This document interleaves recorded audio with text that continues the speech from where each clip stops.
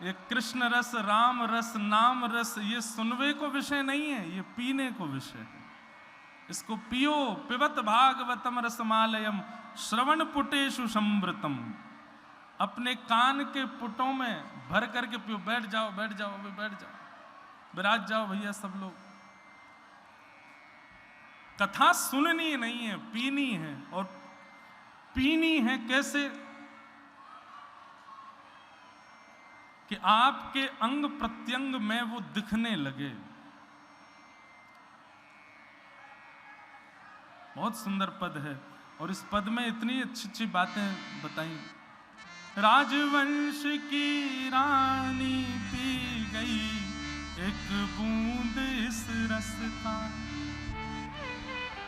जिस सिंधु में आप लोग गोते लगा रहे हो उसकी एक बूंद मीराबाई ने पी थी। भागवत जी अगाध सागर हैं प्रेम रस का। एक बूंद मिल जाने पर मीराबाई प्रकट हो जाती। राजवंश की रानी पी गई एक बूंद इस रस का। आधी रात महल तज चल दी रहा न मन का बस का।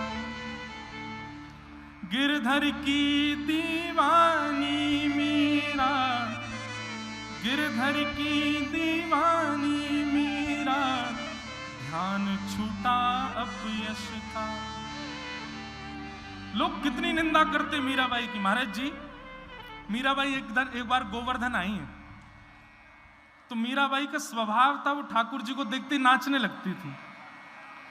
मंदिर में गिरिराज जी के आगे जैसे ही पहुंची, ना उनको संगीत की जरूरत ना उनको वाद्यों की जरूरत, बस नाचती थी। गा करके नाचने लगी तो अपने आप लोगों ने मार्ग दे दिया और नाचते नाचते श्रीनाथ जी के सामने नाच रही थी। तो आज भी श्रीनाथ जी में ऐसा नियम है कि ठाकुर जी की निज माला किसी को नहीं दी जाती, केवल गोस्वामी बालकों को दी जाएगी।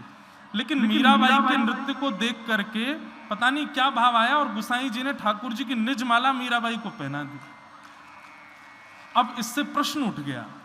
गोस्वामी बालक और सब लोग कहने लगे, बोले आपने ठाकुर जी की निज माला इस नाचने वाली को क्यों पहनाई? एक गाने वाली नाचने वाली इसको ठाकुर जी की निज माला पहना दी। तो गोसाई जी बहुत अच्छी बात कहते।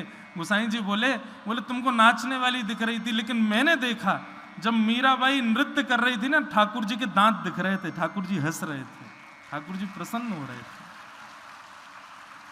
ठाकुर जी की दतुइयां दिख रही थी उस समय जब मीराबाई नृत्य कर रही थी। और यहां पर भी तुम सोच रहे हो कि मैं विचार करूं कि वो नाचने वाली उसको माला ना दूं। ठाकुर जी का वो जो ठाकुर जी को प्रिय लगे, ठाकुर जी को प्रसन्न करे। तो